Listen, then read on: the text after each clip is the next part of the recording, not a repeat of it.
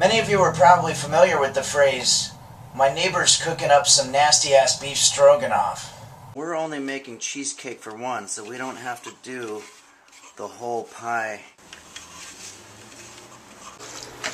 You know, years ago there was a French performer named Le Bêtemain who used to close his show by sticking a rubber hose in his anus and farting the French national anthem. And of course back then everybody just thought he was crazy or they laughed at him, but it turns out he was right. Do not let any Okay. the eggs I fucked up. I remember when I was a kid, I always used to have this dream where I was climbing up a ladder, but every time I got to the top of the ladder, my grandfather was there, and he'd kick me in the face with his boot, and I'd just fall back down. I wonder what that means. This shit again.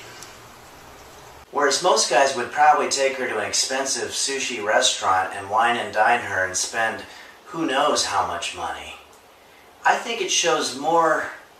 I think if you make sushi for her by yourself, it shows it's more of a...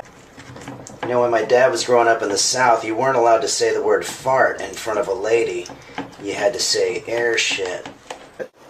You know, in some countries, chocolate-covered almonds are considered a delicacy. And then in other countries, stepchildren are often abused or sometimes even abandoned. We're going to let it cook for about 5 minutes. We're going to have to squeeze them a little bit just to make sure that we can fit them on there. And for our wet ingredients, we're going to use 1 cup of milk. Add in our onions. Get them nice and golden brown. Add the potatoes. Some chicken juice. You know, one really good way to determine what percentage of body fat you have is by looking at your YouTube comments. Now we're just going to stir this all up. I remember a Halloween several years ago when I fell down and I got a bruise on my ass. And I couldn't see it, so in order to look at it I had to take a Polaroid picture of it.